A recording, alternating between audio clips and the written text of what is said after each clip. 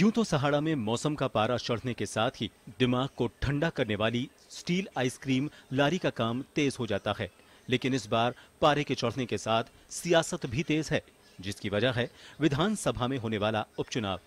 3 सीटों पर हो रहे उपचुनाव में सबसे ज्यादा रोचक चुनाव भी यही है, जहां की तस्वीर अभी तक साफ नहीं हुई है। भीलवाड़ा जिले में आने वाली इस सीट का इतिहास कांग्रेस के पक्ष में ज्यादा रहा है। अब तक 14 बार के चुनावों में 9 बार फतेह हासिल कांग्रेस ने की है, जिसमें कैलाश त्रिवेदी ने 3 बार जीत दर्ज की है। लेकिन कोरोना के चलते कैलाश त्रिवेदी का असामयिक निधन हुआ तो पार्टी ने अब उनकी पत्नी गायत्री देवी को कांग्रेस का टिकट देकर मैदान में उतारा। कांग्रेस अपने विकास विजन और सहानुभूति फैक्टर के साथ विधानसभा में जीत का दावा कर रही है।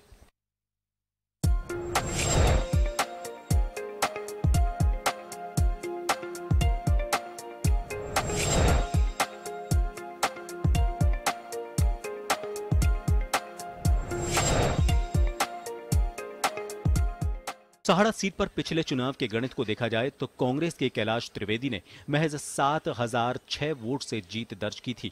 उसमें भी भाजपा के बागी लादूराम पीतलिया ने बगावत करते हुए 30,000 वोट में सेंधमारी की थी। यही वजह रही कि उपचुनाव से पहले भाजपा ने पीतलिया की घर वापसी करवाई, लेकिन पीतलिया की टिकट की उम्मीद काफूर हुई तो एक बार फिर बगावत की राह पर दिखे। लेकिन भाजपा ने जैसे तैसे मनाया, लेकिन इसमें वोटों को साधने में शायद अभी तक पूरी सफल नहीं हो पाई है।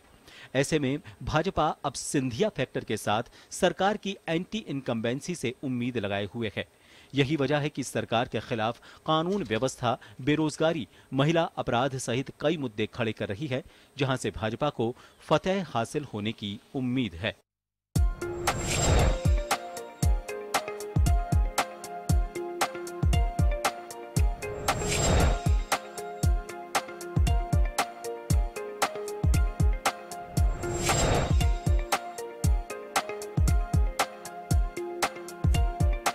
सहाड़ा सीट पर अभी तक वोटर्स ने अपना रुझान स्पष्ट नहीं किया है, लेकिन भाजपा और कांग्रेस दोनों ही अपनी जीत के दावे कर रहे हैं। अब देखना होगा कि आखिर सहाड़ा सीट किसके दावे को सहारा देती है। सहाड़ा से मुकेश शर्मा की रिपोर्ट।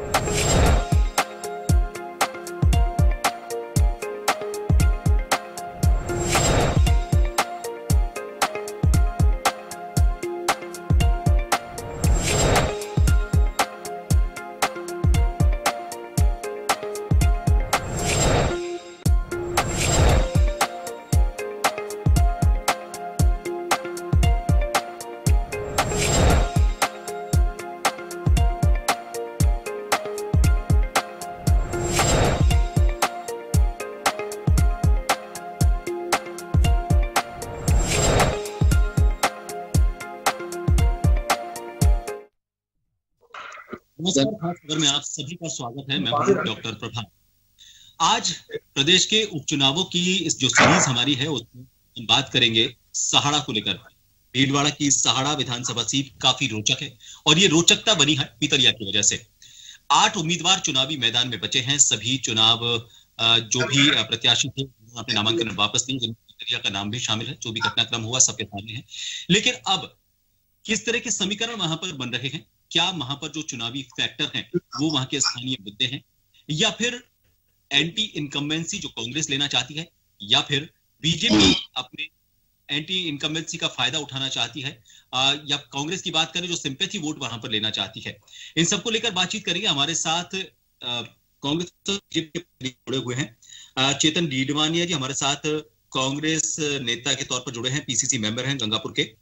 बीजेपी प्रतिनिधि के तौर पर हमारे साथ भाजपा मंडल संयोजक रायपुर के नाथूलाल शर्मा जी इस चर्चा का हिस्सा हैं। सहाड़ा से हमारे संवाददाता मुकेश शर्मा जी हमारे साथ इस चर्चा में जुड़े हुए हैं। इसके अलावा वरिष्ठ पत्रकार श्याम सुंदर शर्मा जी और जन टीवी के न्यूज कोऑर्डिनेटर योगेंद्र शर्मा जी हमारे साथ कुछ देर में चर्चा का हिस्सा होंगे। सबसे पहले बीजेपी की जो प्रतिनिधि है नाथुला जी, आपके पास आना चाहेंगे।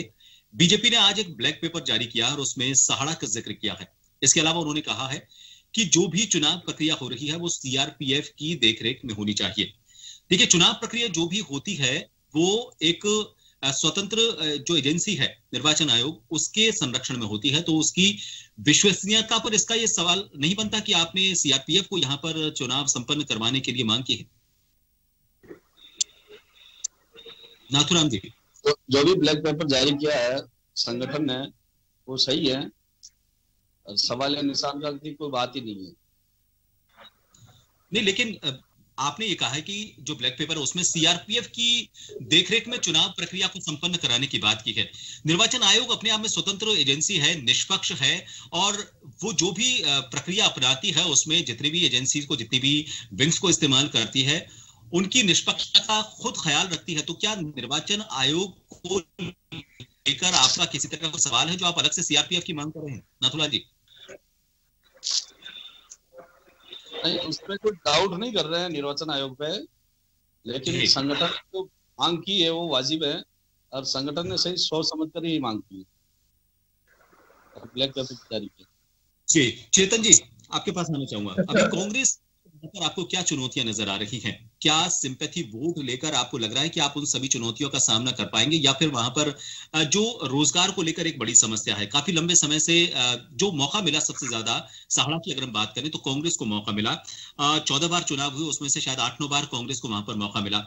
उसके बावजूद अगर वहां पर रोजगार की समस्या बनी हुई, तो आपको नहीं लगता कि ये एक तरह से कांग्रेस के खाते में एक नेगेटिविटी रही है? मैं इससे बिल्कुल ताल्लुकात भी रखता हूँ कि कांग्रेस के खाते में ये, क्योंकि जब प्रधानमंत्री मोदी जी ने ये घोषणा की थी कि प्रतिवर्ष 2 करोड़ रोजगार देंगे, मोदी जी की घोषणा पे कोई अमल नहीं हुआ है। बेरोजगारी है तो मोदी जी के कारण है। अशोक जी गहलोत ने विभिन्न विभागों में अभी वर्तमान में कम से कम 2 लाख नौकरियां दी है, वो आपके सामने है। नहीं, लेकिन अगर मान लीजिए सहाड़ा का युवा बाहर जाकर नौकरी करने को मजबूर है, वहां पर आइसक्रीम का या स्टील के जो आइसक्रीम बूथ बनते हैं उनका अच्छा खासा रोजगार है, लेकिन उनमें बाहर के लोगों को रोजगार मिल पा रहा है, स्थानीय लोगों को अभी भी उस रोजगार से महरूम रखा गया है। तो ये जब रोजगार के वहां पर साधन है, तो फिर बाहर जाने के लिए मजबूर क्यों है? इस बारे में मैं बता दूं आपको कि यहाँ पे राजस्थान सरकार में मुख्यमंत्री हरिदेव जी जोशी थे, उस समय गंगापुर में एक कोऑपरेटिव स्पिनिंग मिल की स्थापना हुई। जब भारतीय जनता पार्टी का राज आया, उस मिल में कुठाराघात हुआ, उन्होंने स्पिन फेड का निर्माण किया, जो 3 मिलें राजस्थान में स्पिनिंग मिलें बड़ी बड़ी थी, जिसमें कम से कम यहाँ पे 3000 आदमियों को रोजगार मिला हुआ था। उन मिलों को भारतीय जनता पार्टी सरकार ने बंद कर दिया, गंगापुर में बंद किया, गुलाबपुरा में बंद किया, हनुमानगढ़ में बंद किया। बेरोजगारी आई। आप जब आइसक्रीम की बात कर रहे हैं, आइसक्रीम के हमारे खुद के यहाँ के युवा हिंदुस्तान में कश्मीर से कन्याकुमारी तक, केवल नेपाल तक खुद अपना व्यवसाय करते हैं, और यहाँ से उल्टा गांवों से एक लारी पर कम से कम 5 लड़कों को और लेकर जाते हैं, और वो रोजगार करते हैं, 6 महीने वहां पे कमा करके और लाते हैं। और इस क्षेत्र में सर्वसभ्यता आई है, तो हिंदुस्तान में कोई भी आदमी कमाने के लिए जाता है, इसका मतलब ये नहीं कि वो बेरोजगार है। धंधे के लिए आदमी कहीं भी बाहर जा सकता है, हिंदुस्तान में जा रहा है, और वो रोजगार उसका अधिकार है, हिंदुस्तान में कहीं भी जाकर कमा सकता है। मुकेश, क्या लगता है आपको इस बार जो चुनाव रहा है, जिस तरह के हालात बने हैं, और सहाड़ा का जो प्रक्रम हुआ है पितलिया वाला, अब से पहले जितने भी चुनाव हुए हैं, 14 बार चुनाव हुए, उनमें किस तरह की चीजें हावी रहा करती थी चुनाव प्रचार के दौरान? क्या वहां पर सिंपैथी वोटिंग को लेकर कोई बात पहले की जाती थी? रोजगार को लेकर जो इस बार मुद्दा बिल्कुल गौण रहा, सियासी मंचों से बीजेपी कांग्रेस दोनों ने ही वहां पर रोजगार को लेकर किसी तरह की कोई बात नहीं की।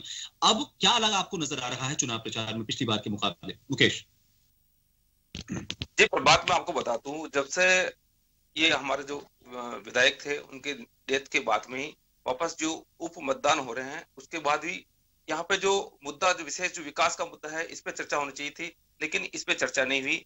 और जो भाजपा के जो बागी प्रत्याशी थे चुनाव से पहले, क्योंकि जस्ट पहले वो भाजपा में शामिल हुए, और कहीं न कहीं वो दावेदारी बता रहे थे कि उनको टिकट मिलेगा, लेकिन लादूलाल जी पीड़िता को भाजपा ने टिकट दिया, जिससे उन्होंने बगावत करते हुए निर्दलीय के रूप में अपना नामांकन भरा। और उनके नामांकन के साथ ही कहीं न कहीं उनके विरोध के स्वर सामने आए, और एक ने के बाद कहीं ये अब जो बताऊं आपको, ये खत वाला जो बम सामने आया, और कहीं ऑडियो वीडियो वायरल हुए, जिसके बाद उनको कहीं के दबाव रहा और उन्होंने अपना नामांकन वापस ले लिया।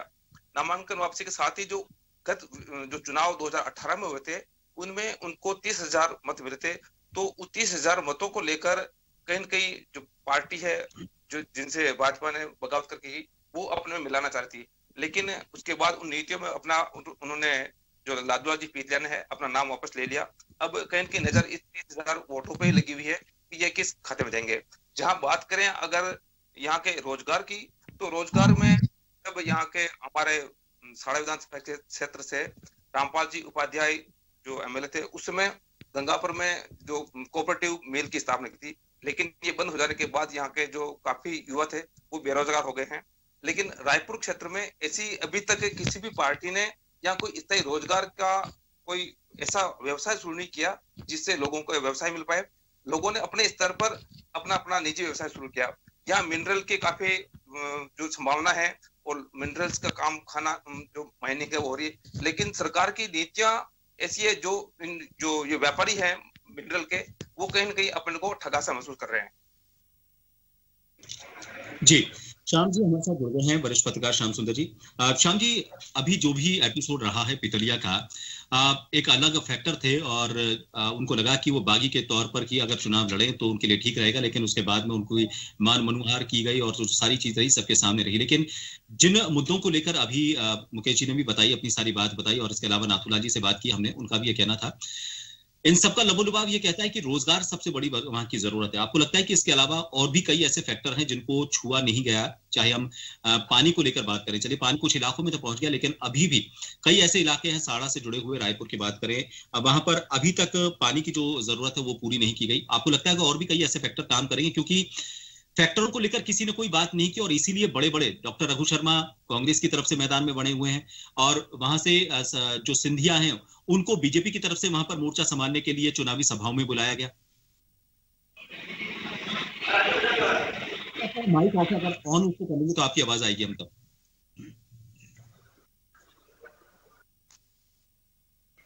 श्याम जी आप माइक को, हाँ बोलिए।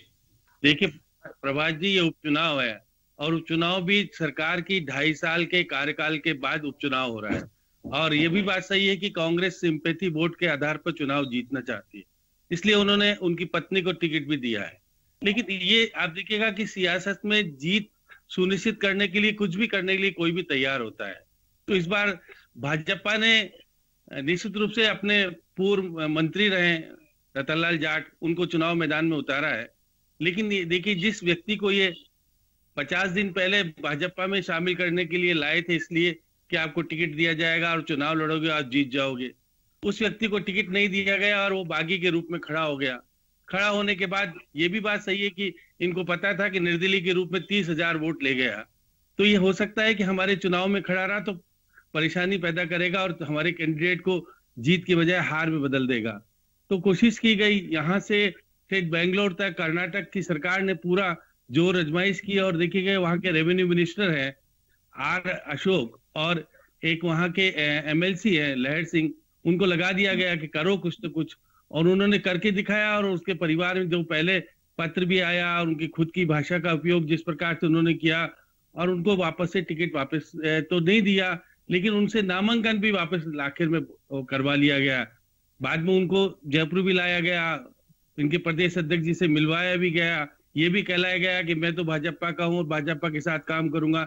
लेकिन आप देखिएगा कि सरकार की तरफ से, क्योंकि चिकित्सा मंत्री वहां के प्रभारी हैं, उन्होंने अपने विभाग का करिश्मा भी दिखाया, उनको क्वारंटाइन करने का एक नोटिस भी चस्पा करा दिया उनके घर पर, उनके साथ 41 लोगों को भी कराया, लेकिन उन्होंने नेगेटिव रिपोर्ट भी दे दी कि मैं नेगेटिव हूं।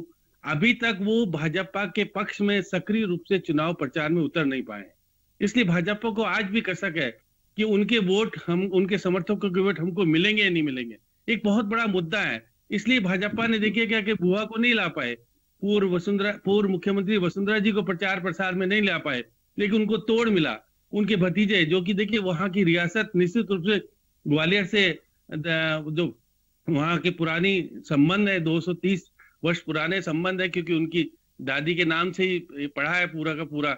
जिस तरह से वहां का सभा भी करा ली और वो कह भी गए कि भाजपा को जिताओ। इस दिन उससे पहले जब वो आए थे तो वो कहते थे कि कांग्रेस को जिताओ, अब वो कह रहे कि भाजपा को जिताओ, कि मैंने भाजपा ज्वाइन कर लिया और भाजपा ने मेरे लिए काम करके, क्योंकि भाजपा मुझे अब आगे रण क्षेत्र में, क्योंकि कांग्रेस ने तो कैबिनेट मिनिस्टर बना दिया, अब मोदी जी मुझे भला करेंगे, सब कुछ करेंगे। तो उन्होंने कहा कि मैं इस चुनाव को, जीत को अगर मोदी जी झोले में डालूंगा तो मेरा निश्चित रूप से अस्तित्व प्रभावशाली हो जाएगा।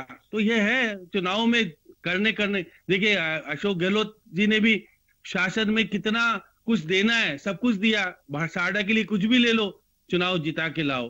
अब क्योंकि देखिएगा, ये बात सही है, मुख्यमंत्री जी अपने हाईकमान को जवाब देंगे कि मेरे रहते हुए चुनाव जीता है, इसलिए सरकार की मजबूती है। उन्होंने साफ कहा भी है लोगों को कि आप चुनाव जिताओगे तो आपका क्षेत्र जिस तरह से फल फूल रहा है और फल फूलेगा, नहीं तो जो मैंने कुछ कहा है वो पूरा होने वाला नहीं है। तो ये बात सही है कि जिस प्रकार से पारिवारिक तरीके से उनकी पत्नी को उतारा है, उनके देवर को उन्होंने मना भी लिया। अब किस तरह से चुनाव में आरएलपी ने भी एक बहुत बड़ी भूमिका निभाई है कि उन्होंने उस व्यक्ति को चुनाव का टिकट दे दिया जो कि भाजपा का अगली बार चुनाव लड़ने वाला था। चुनाव है, चुनाव में जीत किसकी होती है वही सबसे बड़ी महत्वपूर्ण मानी जाती है। तो आज देखिएगा जिस प्रकार से, क्योंकि चरम सीमा पर चुनाव प्रचार हो रहा है, कोविड की अनुपालना बिल्कुल नहीं हो रही है। दोनों दल किस तरह से कोविड को निमंत्रण दे रहे हैं लोगों का, किस तरह से मास्क लगा नहीं रहे, सब कुछ हो नहीं पा रहा है। लेकिन चुनाव है, चुनाव में कुछ भी नहीं किया जा सकता। लेकिन जो कुछ होगा वो आप देखिए, 17 तारीख को पोलिंग होगी, 2 मई को जो मतगणना होगी, उसके बाद तय होगा कि अशोक गहलोत की शासन में जो कुछ घोषणाएं की वो पब्लिक ने स्वीकार करी या नहीं की, या भाजपा जो कुछ कह रही है कि हम तो अब आपके लिए केंद्र से बहुत कुछ लाके दे देंगे। सीपी जोशी को यहाँ याद करना पड़ेगा, क्योंकि सीपी जोशी का बहुत बड़ा अंदर से रोल है पीछे से। वो निश्चित रूप से खुले रूप से तो नहीं कर रहे, लेकिन कहीं जगह पर वो गुपचुप में चुनाव प्रचार करने भी गए हैं, जिसकी शिकायत भी की है बीजेपी ने। बीजेपी ने कहा कि विधानसभा का अध्यक्ष एक वैधानिक पद पर बैठा है, प्रचार नहीं कर सकता, लेकिन ऐसा नहीं होता है। वो तो उसकी नैतिकता कहती है कि अगर प्रचार करे तो ठीक है, नहीं तो कोई रोक नहीं सकता। चुनाव प्रचार करने से विधानसभा अध्यक्ष को कोई रोक नहीं सकता, क्योंकि चुनाव लड़ता है वो भी, और चुनाव लड़के जीत के आता है। तो ऐसी स्थिति में वहां पर अहम भूमिका सीपी जोशी की है। और जो आपने पेयजल की बात कही, सीपी जोशी ने चंबल का पानी लेने की बात कही थी, चंबल का पानी लेके नहीं आ पाए, इसलिए वो चुनाव नहीं लड़े दोबारा, वो जयपुर ग्रामीण से चुनाव सांसद का लड़े थे। तो ये बात, बहुत सारी राजनीतिक परिप्रेक्ष्य में बहुत सारी बातें होती है, और ये कहा जाता है राजनीति में चुनाव जीतने के लिए कुछ भी बोलो, लेकिन मत हमको मिलना चाहिए। तो आने वाले समय में निश्चित रूप से चुनाव जिस प्रकार से प्रचार जा रहा है, अब क्या वसुंधरा जी को वापस से लेकर के वहां चुनाव प्रचार में उतार पाएंगे क्या? कांग्रेस ने एकता का सूत्र तो बता दिया कि वो सचिन पायलट को लेकर नामांकन तो करा दिया, लेकिन बाद में ना तो मुख्यमंत्री जी चुनाव प्रचार में जा पा रहे हैं, ना सचिन पायलट आ पाए। पूर्व मुख्यमंत्री तो चुनाव प्रचार में गई नहीं है, तो इसलिए मतलब कुछ नाराजगी अंदर से भी है। अब ये देखिएगा कि आप 17 तारीख को इसका वोट कितना कौन पड़ा लेता है, क्योंकि पन्ना प्रमुख कितना सक्रिय है, ये तो आपको 2 मई को जब चुनाव परिणाम आएगा तो मालूम पड़ेगा कि प्रधानमंत्री की और अमित शाह की रणनीति यहाँ सफल हो पाई या नहीं हो पाई। जी नाथुलाल जी, अभी आपने सुना कांग्रेस के जो हमारे प्रतिनिधि हैं चेतन जी, उन्होंने कहा कि जो रोजगार वहां पर बंद हुए हैं वो केंद्र की योजनाएं रही, उनकी वजह से उद्योग धंधे बंद हुए हैं। लेकिन मुझे लगता है कि इससे बड़ा फैक्टर ये पितलिया वाला रहेगा। पितलिया अगर अपना नामांकन पत्र दाखिल करते और उसके बाद आप उनका नामांकन पत्र वापस ले लेते, उन्हें मना लेते, तो अलग बात होती। लेकिन इस बीच उन्होंने जो लेटर लिखा, अपने परिवार को उन्होंने खतरा बताया, सुरक्षा की मांग उन्होंने मुख्यमंत्री से की, उनके ऑडियो वायरल हुए, एक नहीं 2 उनके ऑडियो वायरल हुए। आपको नहीं लगता कि ये अब बात ऐसी रही कि जो हाथ से निकल गई और इसका जो खामियाजा है वो बीजेपी को भुगतना पड़ सकता है आने वाले में? देखिए सर, ये कहते हैं लादूलाल जी पेतलिया ने खुद ने वीडियो वायरल किया था कि जो भी ऑडियो भी आ रहे हैं ये मेरे नहीं है, और जो लेटर लिखा है वो मैंने लेटर नहीं लिखा है और ये गलत है। और लादूलाल जी पेतलिया भाजपा के पक्ष में एक ऑडियो भी जारी किया है, मैं पार्टी के साथ हूँ, और उनके समर्थकों से को भी आग्रह किया है कि भारतीय जनता पार्टी के पक्ष में मतदान करे। ये खुद ने ऑडियो वायरल किया है, वीडियो। तो लेकिन आपने फिर जांच की मांग कोई आपने किसी जांच की मांग क्यों नहीं की? अगर उन्होंने वो लेटर नहीं लिखा है, अगर उनका ऑडियो नहीं है, तो कहीं शिकायत क्यों नहीं की गई कि भाई इसकी जांच की जाए? उनके नाम से गलत तरीके से चुनाव में फायदा उठाने के लिए इस तरह के ऑडियो वायरल किए गए, इस तरह की शिकायत क्यों नहीं की गई बीजेपी की तरफ से या फिर लालूलाल की तरफ से? लालूलाल जी को तो आते ही होम क्वारंटाइन कर दिया गया। सुरक्षा उन्होंने मांगी नहीं, लालूलाल जी ने सुरक्षा दे दी गई कि कांग्रेस को शिकायत तक पहुंची ये बात। आवाज कट रही है। मैं ये कह रहा हूं कि किसी की कोई, अगर ऐसा लग रहा है कि ये सारी चीजें फर्जी थी, तो कोई शिकायत क्यों नहीं की गई अभी तक? वो खुद ही बाहर नहीं है। अब कल नेगेटिव रिपोर्ट आई है, उनका स्वास्थ्य ठीक नहीं है। आज भी हमारे कार्यकर्ता मिलके आए हैं, उन्होंने कहा जल्दी मैं कल प्रचार चुनाव पे आऊंगा और पार्टी के पक्ष में प्रचार करूंगा। आने वाले दिनों में जी कोई शिकायत दर्ज करवाई जाएगी उस लेटर और उस ऑडियो को लेकर, जिसको आप बता रहे हैं कि उनकी आवाज नहीं है, उनका लेटर नहीं है? बिल्कुल करवाई जाएगी सर, बिल्कुल करवाई जाएगी। चलिए, अब तक जो भी चल रहा है नाथूलाल, उसमें ये बात सही है कि जिनको लाने की कोशिश की गई थी, पूर्व मुख्यमंत्री वसुंधरा राजे, वो नहीं आई हैं किसी भी तीनों सीटों में से किसी भी जगह पर वो चुनाव प्रचार के लिए नहीं आई। अलग अलग कारण दिए गए। एकता का संदेश कांग्रेस की तरफ से तो दे दिया गया, लेकिन बीजेपी की तरफ से अभी भी दो फाड़ का मैसेज जा रहा है। एक अलग गुट बना हुआ है सतीश पूनिया का और एक पूर्व मुख्यमंत्री वसुंधरा राजे। आपको नहीं लगता कि अगर वो आ जाती, मंच साझा कर लेती, तो आप सहाड़ा की अगर हम बात करें तो सहाड़ा में जो पितलिया वाला फैक्टर था उसको काफी डाउन किया जा सकता था, अगर उनको बुलाने में, उनको सियासी मंच पर लाने में कामयाब होते तो राजे को? सर हमारे यहाँ कोई फाड़ नहीं है, बाकी किसको लाना नहीं लाना वो संगठन का काम है। हाईकमान स्टार प्रचारक हैं, स्टार प्रचारकों की सूची में नाम था उनका। जी वाजिब बात है, लेकिन किस स्टार प्रचारक को कहाँ भेजना ये संगठन का काम है सर। जी जो अभी विश्लेषक सारी बात आता। हेलो जी बताइए चेतन जी। मैं कह रहा हूँ, निवेदन कर रहा हूँ कि जो भी श्याम सुंदर जी ने सारी बात बताई है, इतने पुराना पूरा परिप्रेक्ष्य आपको श्याम सुंदर जी ने बता दिया। रही विकास की बात, चुनाव विकास के मुद्दे पर हम लड़ रहे हैं। अशोक जी गहलोत के नेतृत्व में चुनाव लड़ रही है कांग्रेस पार्टी। सरकार 2.5 साल और कांग्रेस की रहनी है। एक सीट की हार जीत से सरकार पर कोई असर होने वाला नहीं है, लेकिन ये चुनाव हम जीत कर बताएंगे। विकास के नाम पर जीत रहे हैं। अशोक जी गहलोत की सरकार ने जो 2.5 साल में काम किए हैं, उस विकास में ठप्पा लगेगा। पिछली बार जो भी आपने पानी की समस्या का जिक्र किया, उसमें सीपी जोशी जी हमारे यहाँ से सांसद थे और मुख्यमंत्री अशोक जी गहलोत थे। उस समय 1950 करोड़ की योजना लागू की थी।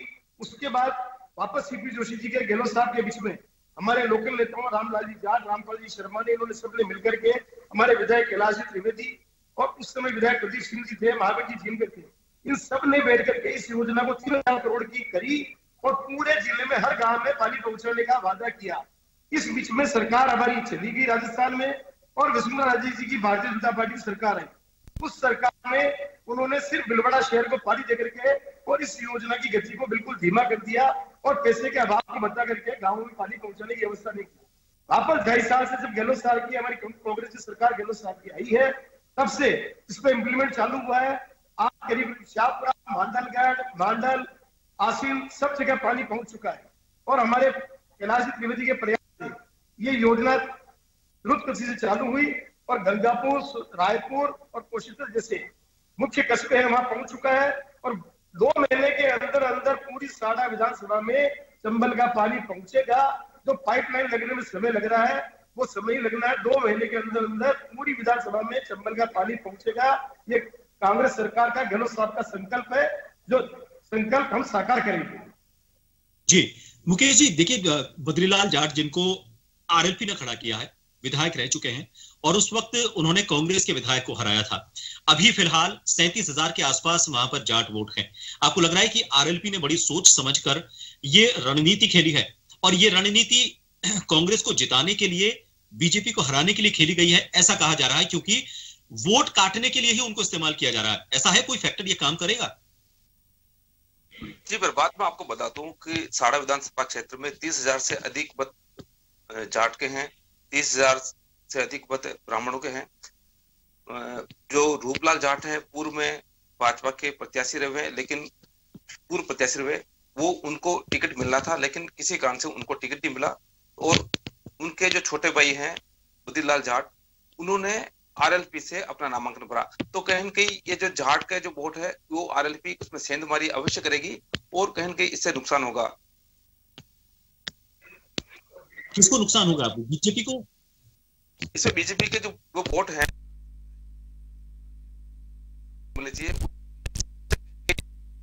देंगे कि प्रत्याशी है बद्रीलाल जाट को इसमें वोट मिलेंगे।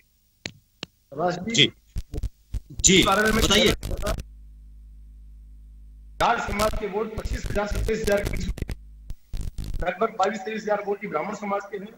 लेकिन इस जातिगत राजनीति से ऊपर उठ करके 36 ही कौम कांग्रेस को वोट देगी। जहां तक जाट समाज की बात है, निश्चित रूप से चेतन जी, मैंने ये सवाल इसलिए पूछा, मैं आपका जवाब भी चाहूंगा इस पर। ये बीजेपी का कहना था कि जो आरएलपी है वो कांग्रेस की बी पार्टी के तौर पर मैदान में है, वो कांग्रेस को जिताने के लिए मैदान में उतरी है। मेरा सवाल इस वजह से था। तो क्या आपको नहीं लगता कि ये पूरा जो फायदा उठाने की कोशिश है वो कांग्रेस कर लेगी, क्योंकि आरएलपी ने जो उम्मीदवार उतारा है उसका सीधा वोट काटने का फायदा कांग्रेस ही उठाने जा रही है? तो जो कहा गया वो गलत कैसे हुआ? फिर राजनीति में वोट काटने का फायदा जिस वर्ग का वोट कटता है तो सामने वाले पक्ष को उसका फायदा मिलेगा, ये ध्रुव सत्य है, इसमें कुछ सोचने की बात नहीं है। लेकिन जहां तक ये बात है कि बी पार्टी है, हनुमान जी बेनीवाल, इतनी गालियां हमारे मुख्यमंत्री जी को निकालते हैं, कांग्रेस पार्टी को निकालते हैं, वो वसुंधरा जी को निकालते हैं, वो उनकी खुद की पार्टी का वर्चस्व बना के बैठे हुए हैं। वो अपने आप में जाट नेता है, किसान नेता के रूप में वो प्रचारित होते हैं और जाट जिसे बिलोंग करते हैं, उन्होंने एक जाट को यहाँ पे टिकट दिया है। वो निश्चित रूप से रूपलाल जी जाट का भाई, तो जो भी वोट कटेगा अगर जाट का, तो निश्चित रूप से भारतीय जनता पार्टी को नुकसान होगा। जी चलिए, मैं एक छोटे से ब्रेक के लिए यहाँ रुकूंगा। ब्रेक के बाद वापस हम लौटेंगे और बात करेंगे। और भी कई ऐसे मुद्दे हैं, चाहे पानी की बात करें, स्टील फर्नीचर जो व्यवसाय है, काफी बड़ा व्यवसाय वहां पर है, क्यों अभी भी बड़े स्तर पर वहां जब काम हो रहा है वो स्थानीय लोगों को रोजगार नहीं दे पा रहा है। इसके अलावा पानी को लेकर बात की, किन किन इलाकों में अभी पानी की जरूरत है, और भीलवाड़ा बाकी सभी जो जिले हैं उनसे इतना महत्वपूर्ण क्यों हो जाता है जब सहाड़ा की बात की जाती है। सहाड़ा भीलवाड़ा के लिए कितना इंपॉर्टेंट रोल रखता है, इसको लेकर बातचीत करेंगे। छोटे से ब्रेक के लिए यहाँ रुकेंगे, जल्द लौटेंगे। आप बने रहिए जन टीवी के साथ।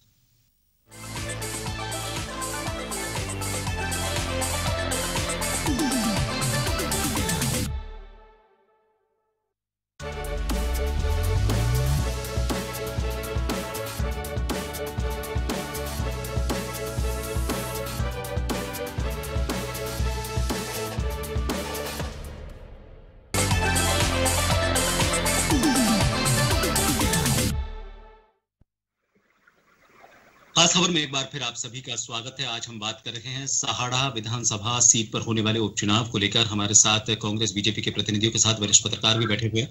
श्याम जी, पिछले 2018 के चुनाव को अगर हम बात सामने रखें तो 7,006 बहुत कम वोटों का अंतर था जिससे जीत दर्ज की थी कैलाश त्रिवेदी ने। और ये जीत का जो अंतर कम किया था वो था वजह लादूलाल पीतलिया, करीब 30,000 वोट वो लेकर गए थे और रूपाराम जो जाट हैं उनको उन्होंने हराया था। इस बार रूपाराम जाट को टिकट ना देकर टिकट देना उनके भाई को, और जिसने 30,000 की सेंधमारी की है वो उम्मीद लगाए बैठे थे। क्या लगता है आपको, अगर इस उम्मीद पर उनको टिकट दिया जाता लादूलाल पीतलिया को, तो क्या जीत की तरफ जो बीजेपी जाता हुआ अपना रास्ता देख रही है वो और आसान हो पाता?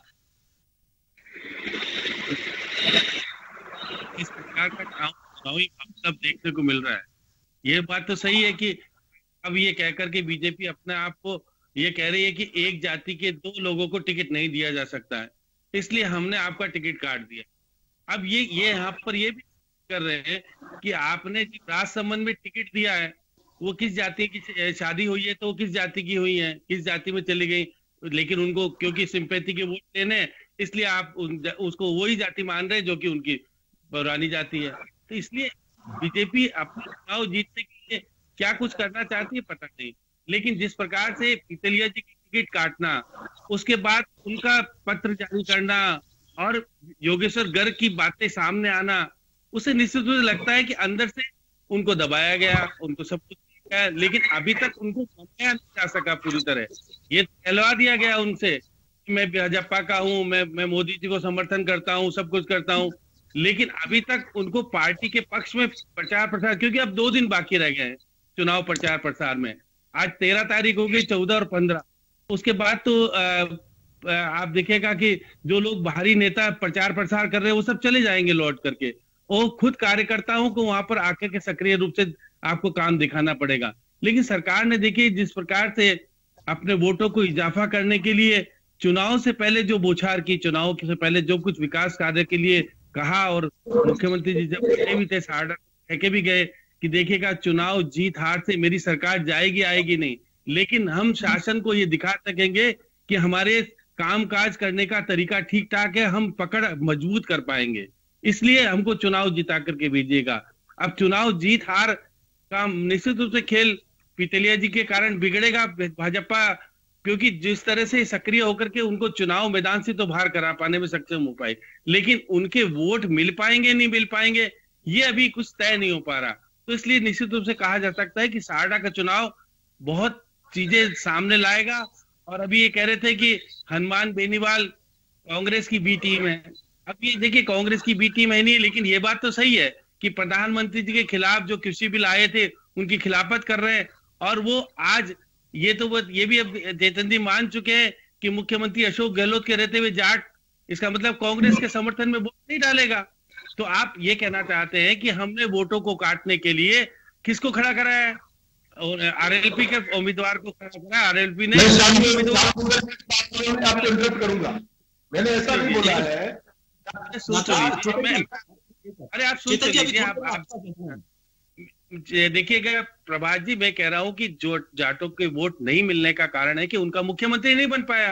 अब आप चेतन जी कुछ और कहें वो बात अलग है, लेकिन ये बात तो मान के चलते हैं, क्योंकि उन्होंने आप जैसे रतनलाल जाट को खड़ा किया है बीजेपी ने यही तो मान के खड़ा किया है कि वहां पर जाटों की संख्या ठीक ठाक है, ब्राह्मण और जाट 19-20 आते हैं, दोनों कोई 19 है कोई 20 है।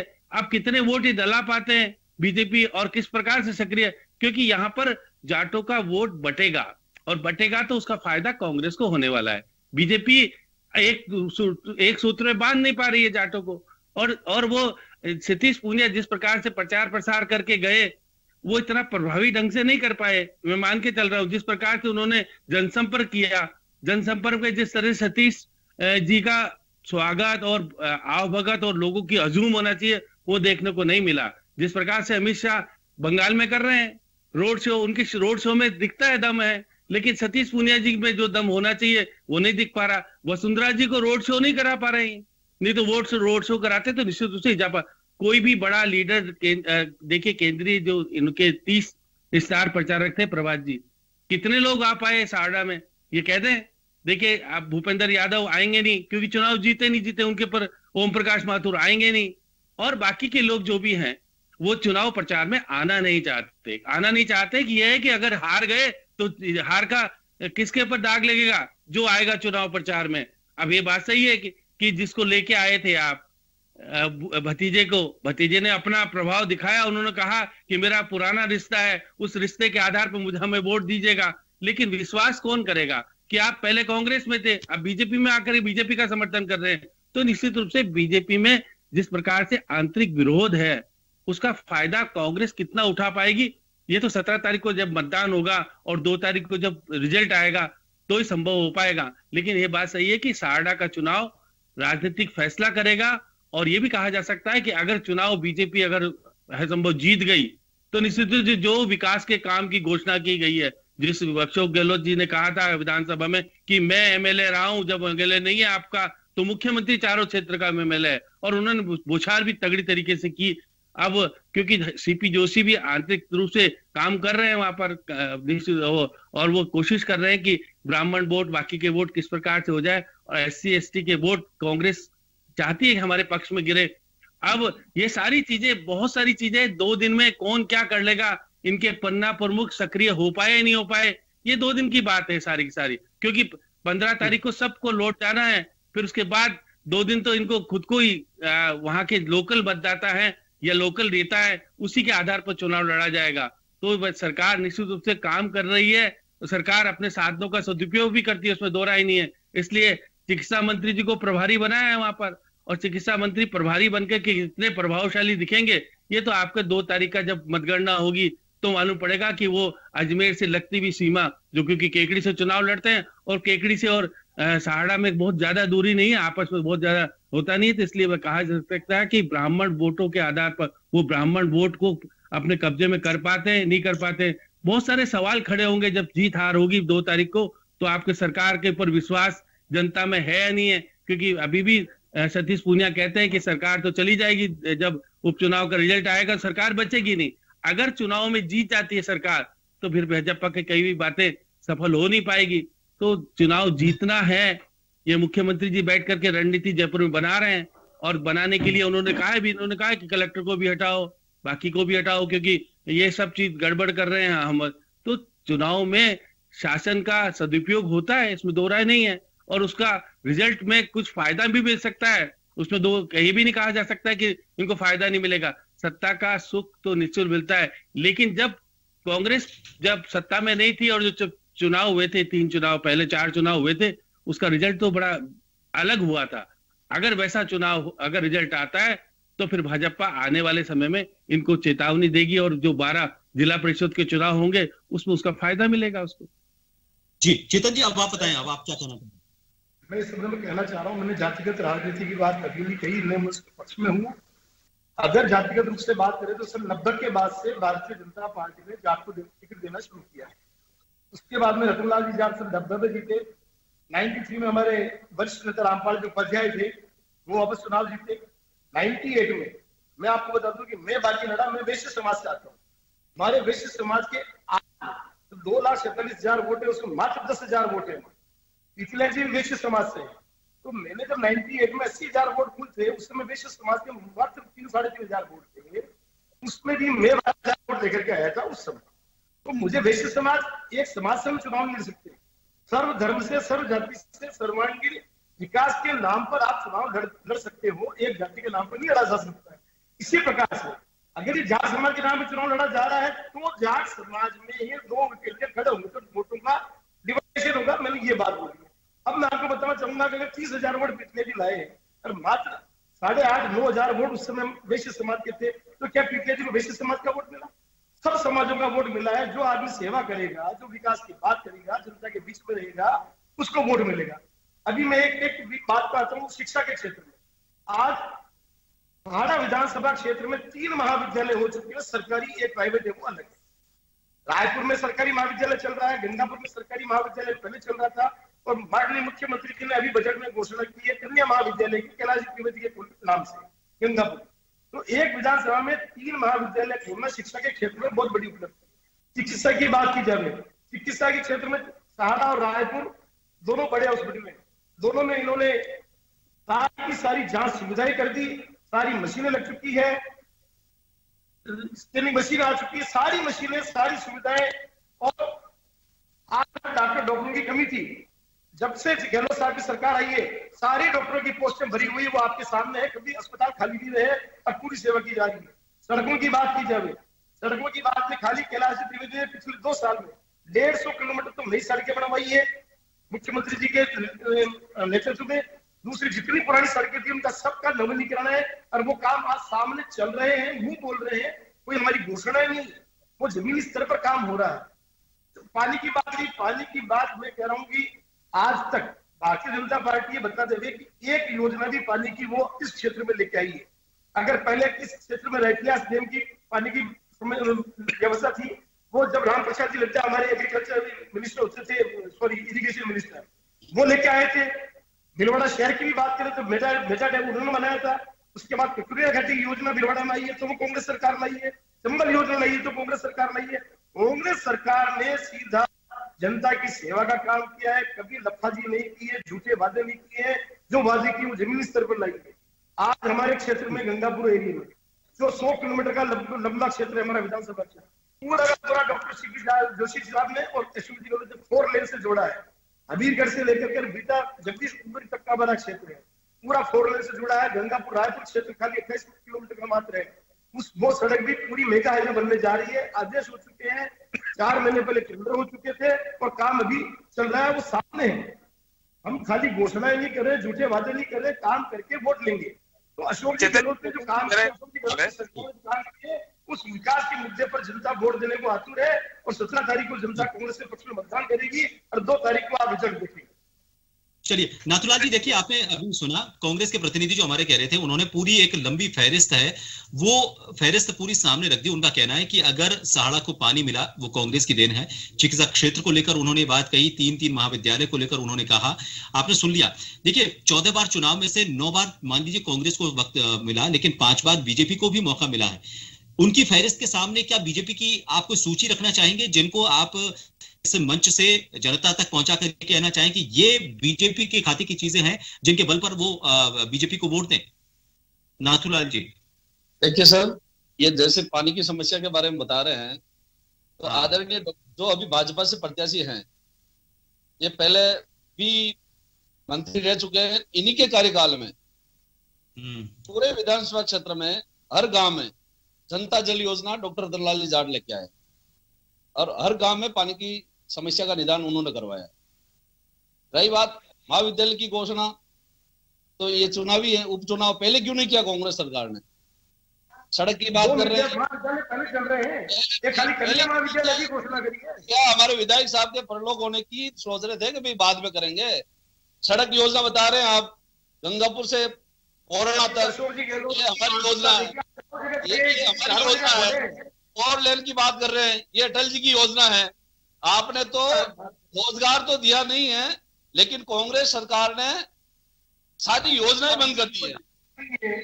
प्रवासी ये योजना सीपी जोशी जी सड़क मंत्री थे तब योजना लाई गई है। मैं लौटूंगा आपके पास, लौटूंगा। नाथूलाल जी को सुन ले, चेतन जी नाथूलाल जी को पूरा सुन लेते, अपनी बात रखिएगा। मैं नाथूलाल जी, आप बीजेपी की क्या चीज है? देखिए बीजेपी ने क्या किया है, मैं वो आपसे जानना चाह रहा हूँ। हर गांव में पानी की योजना डॉक्टर रतनलाल जी जाट के कार्यकाल में हुई थी, जनता जल योजना के नाम से।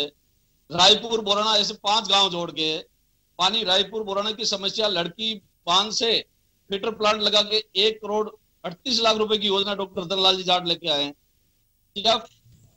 सड़क की योजना है, हर प्रत्येक क्षेत्र को गौरव पथ से जोड़ा है।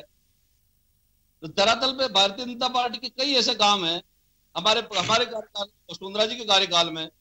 ये कह रहे हैं कि महाविद्यालय रायपुर में खोला है, रायपुर में महाविद्यालय बनाया है हमने भारतीय जनता पार्टी ने, जिसका उद्घाटन किरण जी मासी, स्वर्गीय किरण जी मासी ने किया जी। चलिए मुकेश जी, आप कुछ कहना चाह रहे थे जब ये चीजों का, जी मुकेश जी आप कुछ कहना चीजों का जो बखान था जी। भीलवाड़ा जिले में क्राइम का जो ग्राफ है पिछले समय से काफी बड़ा है।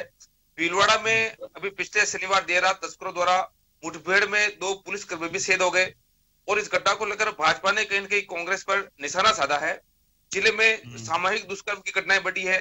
रायपुर क्षेत्र में एक नाबालिग बालिका के साथ बलात्कार की घटनाओं को लेकर विधानसभा में सहाड़ा पर अगर फोकस करें, हम सहाड़ा विधानसभा क्षेत्र पर अगर फोकस करें तो क्राइम को लेकर वो क्या बातें हैं?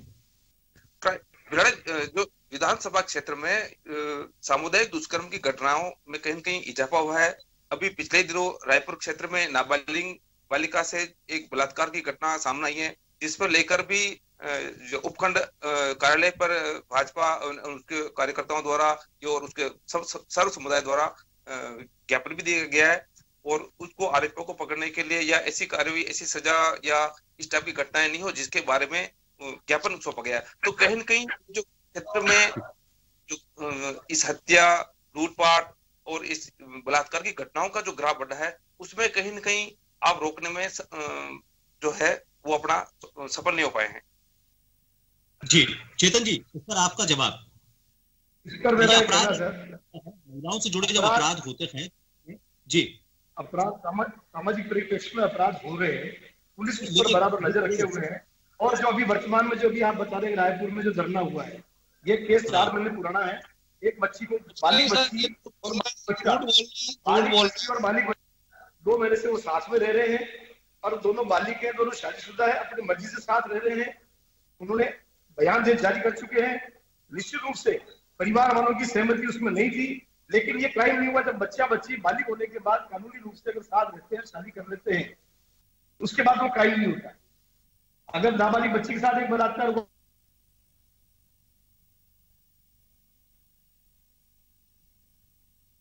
चलिए उनकी आवाज कट गई है। श्याम जी,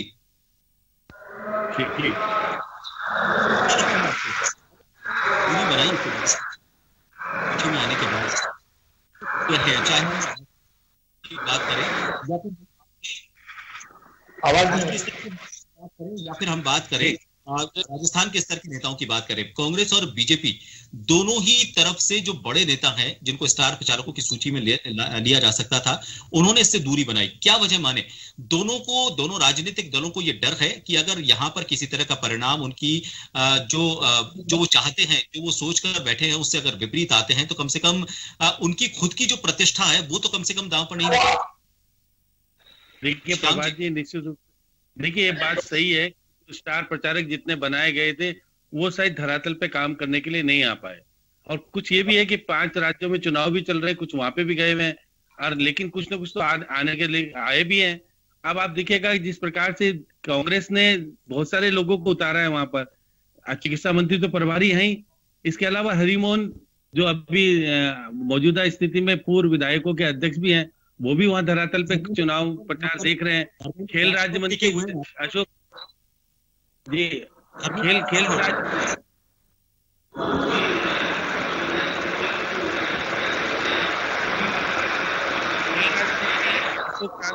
वो भी वहां पर देख रहे हैं। देखिए और उसके बाद जितेंद्र एक देखिएगा, शकुंतला रावत है, राजेंद्र विजय है, धीरज गुर्जर है, और तो वहां पर है वो भी है हेम सिंह।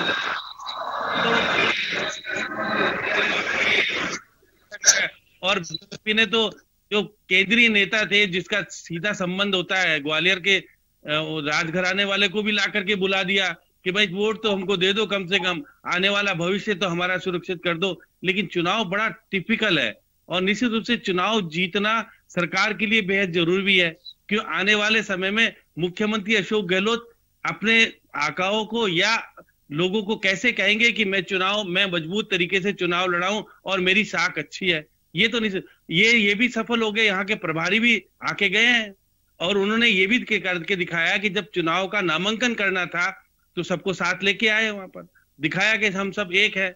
लेकिन बीजेपी इस मामले में पिछड़ गई, इनके प्रभारी प्रभावपूर्ण तरीके से काम नहीं कर पाए, अरुण जी नहीं ला पाए वसुंधरा जी को साथ में। इससे पहले वो धार्मिक यात्रा पे निकली थी, अभी जो कहा जा रहा है कि उनकी पुत्रवधू जो निहारिका है उनकी तबीयत खराब है, लेकिन देखिए धार्मिक यात्रा में तबीयत ठीक हो गई थी। अभी उनको निश्चित रूप से ऊपर से क्या कहा गया है कि आपको साइडलाइन करना है या चुनावी प्रचार करना ही नहीं है, इसलिए वसुंधरा जी का धरातल पे नहीं दिखना और उनके समर्थित नेताओं का वहीं आना, अशोक परनामी नहीं आए, बाकी जो उनके समर्थित नेता हैं, एक भी नेता आप बता दें बीजेपी के जो है कि कोई भी उनका समर्थित नेता क्या चुनाव प्रचार में ये कहने आया कि बीजेपी को वोट दो। तो निश्चित रूप से आंतरिक कलह की स्थिति है, कांग्रेस ने अपनी कलह को ढकने का प्रयास किया है। सचिन पायलट दोबारा नहीं आए वहां पर क्योंकि सचिन पायलट का प्रभाव है पुराना वहां पर, लेकिन सीपी जोशी को वहां पर लगा रखा अंदर से किस तरह से वोट बटेरे जाए क्या हो। लेकिन फैसला जो भी होगा वो राजस्थान को बहुत बड़ा संदेश देगा कि क्या अशोक गहलोत आने वाले समय में इसी तरह प्रभावशाली रहेंगे या नहीं रहेंगे, या सतीश पूनिया जो कि प्रदेश अध्यक्ष है वो अपना भविष्य सुरक्षित कर पाएंगे नहीं कर पाएंगे, क्योंकि कांग्रेस और बीजेपी में दोनों ही में जाट प्रदेश अध्यक्ष है पहली बार, और दोनों ही पहली बार उपचुनाव लड़वा रहे हैं। अब उपचुनाव में कितना सफलता किसको मिलेगी ये उनके राजनीतिक भविष्य का फैसला भी करेगा, और वहां के क्षेत्र का विकास जो घोषणाएं हुई है वो जनता अगर कांग्रेस को जिता देती है तो कांग्रेस का उम्मीदवार कहेगा कि भाई देखिए उनकी पत्नी के मेरे एक तो जीतती इस कारण से हूं तो काम चालू रखिएगा। अगर रतनलाल जाट दोबारा जीत के आगे, क्योंकि पहले भी वो उच्च शिक्षा मंत्री रह चुके हैं और बीज निगम के अध्यक्ष भी रहे हैं, वसुंधरा जी को बना करके लाने में सफल नहीं हो पाए, इसलिए सब जाति के वोट कैसे मिलेंगे क्या होगा, जातिगत आधार तो निश्चित रूप से दोनों ही पार्टियों अपने अपने तरीके से अपने पक्ष में करने में लगी हुई है, लेकिन आरएलपी कितने वोट काटती है उस पर निर्भर करेगी जीत हार। तो ये बात सही है कि आरएलपी अपनी जमानत बचा पाएगी या नहीं बचा पाएगी, या जमानत से ज्यादा वोट ले जाएगी, तो ये सब बातें हैं। है 8 उम्मीदवार टोटल, वहां पे 8 या 9 उम्मीदवार जो खड़े हैं, वो तो बाकी प्रभावशाली नहीं है, लेकिन तीनों उम्मीदवार झंडे बैनर के साथ सामने खड़े हैं और बहुत अंतराल कम रहेगा, समय बहुत कम है कि हम किसी को जिता पाएंगे नहीं हरा पाएंगे, क्योंकि लोगों ने मानस तो बना लिया होगा कि हम किसके समर्थन में जा रहे हैं। अगर क्योंकि आरएलपी का उम्मीदवार ये बताने में सफल नहीं हो पाएगा कि मैं वोट अधिक ले रहा हूं तो जाटों को ले पाएगा नहीं ले पाएगा, एक संशय का स्थिति बनी हुई है। लेकिन कांग्रेस और बीजेपी में सीधे तौर पर लड़ाई है धरातल पे, और कांग्रेस ने जो भी कुछ करना था वहां किया है। और ये कह रहे हैं कि सबको लगा दिया, विधानसभा में आरोप लग रहा था कि आपने जहां उपचुनाव हो रहे हैं वहां सब पद भर दिए, बाकी जगह आसपास के सब जगह के लाके भर दिए, अभी तो आपको सब कुछ सुविधाएं देंगे हम, क्योंकि हमको वोट चाहिए। अब बीजेपी इसको प्रचार प्रसार में कितना धरातल पे लाकर के अपने पक्ष में वोट कर पाई है, ये तो आपको 2 तारीख को जब मतगणना होगी उसी वक्त सामने आएगा। लेकिन चुनाव बड़ा रोचक है, अच्छा है, और संदेश भी प्रदेश को देने वाला है कि राजस्थान में कांग्रेस की सरकार मजबूती के साथ खड़ी हुई है या नहीं है, या बीजेपी का धरातल पहले से अधिक तरीके से मजबूत हो पाया है। ये सब फैसला 2 तारीख को जब मतगणना होगी सामने आएगा। एक चेतन जी और नाथुलाल जी दोनों से हैं। जी सर, मैं जानना चाहूंगा, क्योंकि हमने जो फील्ड में मतदाताओं से जाके उनकी नब्ज टटोलने की कोशिश की, तो उन्होंने बताया कि साड़ा विधानसभा क्षेत्र में रायपुर उपखंड सबसे बड़ा कस्बा है और गंगापुर से रायपुर की दूरी 28 किलोमीटर की दूरी है, लेकिन उनमें वहां परिवहन सेवाओं का अभाव है। आज आजादी के बाद अभी तक वहां पे रोडवेज बसों का संचालन नहीं हुआ है, जिससे 27 किलोमीटर चलने में 1.5 घंटे का समय लग जाता है। तथा क्षेत्र में पार्टी रही हो, लेकिन बजरी के अवैध खनन को अभी तक रोकने में दोनों ही जो दल है वो अपना प्रभावी नहीं बता पाए हैं। बिल्कुल बिल्कुल, देखिए अभी समय कम बचा है, पर इस सवाल का जवाब हम उनसे लेते हैं, लेकिन ये बात सही है कि अभी जमीनी मुद्दे कई ऐसे हैं जिनको लेकर बीजेपी और कांग्रेस दोनों पर सवाल खड़े किए जा रहे हैं। इस बीच आपस की राजनीति सिर्फ फुटबॉल जो कांग्रेस के बड़े नेताओं और बीजेपी के बड़े नेताओं के बीच चल रहा है, क्या उससे पार पाकर कांग्रेस और बीजेपी के प्रत्याशी जीत पाएंगे या फिर सेंधमारी से बचाने की कोशिश कामयाब होगी बीजेपी की? इसके अलावा पीतलिया वाला जो फैक्टर है, उसमें पीतलिया जब क्वारंटीन है तो क्या उनके समर्थकों को वो इस बात के लिए मना पाएंगे कि वो बीजेपी के लिए वोट करें, या फिर कांग्रेस को इसका फायदा मिलेगा और शायद इसी वजह से क्वारंटीन करने का जो आरोप बीजेपी की तरफ से लगाया गया वो सही है? फिलहाल देखना होगा कि इन 3 विधानसभा सीटों में इस रोचक सीट पर आने वाले वक्त में किस तरह से कौन से फैक्टर काम करते हैं और किसके खाते में ये सीट जाती है, क्योंकि ये सीट सिर्फ एक सीट नहीं है, इसकी वजह से कई बड़े नेताओं का राजनीतिक भविष्य भी जुड़ा हुआ है। बहुत बहुत शुक्रिया इस खास खबर में हमसे जुड़ने के लिए आप सभी का। मुझे भी दीजिए इजाजत, नमस्कार।